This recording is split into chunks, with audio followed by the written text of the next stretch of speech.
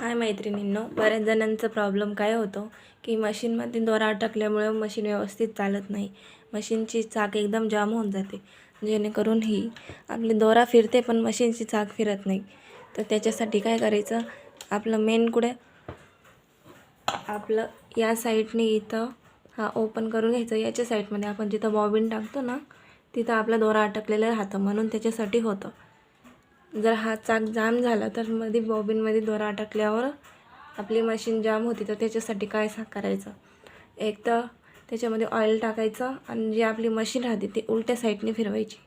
जी आपण उलट्या साईडने फिरवली तर ती एकदम व्यवस्थित, म्हणजे 5-10 मिनिटं पूर्णपणे उलट्या साईडने एकदम जोरात फास्ट करायचं. पुढच्या साईडने नाही होत, पण उलट्या साईडने मशीन चालते जर दोरा अटकल्यावर.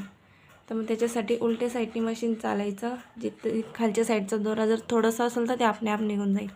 जर थोडंसं जास्त असेल तर ते आपण मेणबत्ती राहते, मेणबत्तीमधून आपण तर बॉबिन लावतो त्या साईडने गरम करायचं आणि तिथून ती पूर्णपणे जळून निघून जाते. हे 2 टिप्स आहे मशीन जाम झाल्यामुळं आपल्याला हे 2 टिप्स करायच्या आहेत.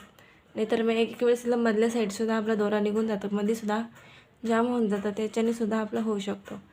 आणि तिसरा पॉईंट तुम्हाला सांगणार आहे, जो हा मशीन आहे आपला, तर इथल्यामध्ये आपण बॉबिन इथं भरतो, त्या एक वेळेस मध्ये दोरा निघून जातं आपलं. तर इथंसुद्धा दोरा जाम झाल्याने आपली मशीनची चाक चालत नाही. हे 3 टिप्स आहे, तुम्ही नक्की पहा. तुमचा जर प्रॉब्लेम असेल तर नक्की सॉल्व होऊन जाईल. तुम्हाला अजून काही विचारायचं तर नक्की कमेंटमध्ये सांगा आणि सबस्क्राईब करायला विसरू नका.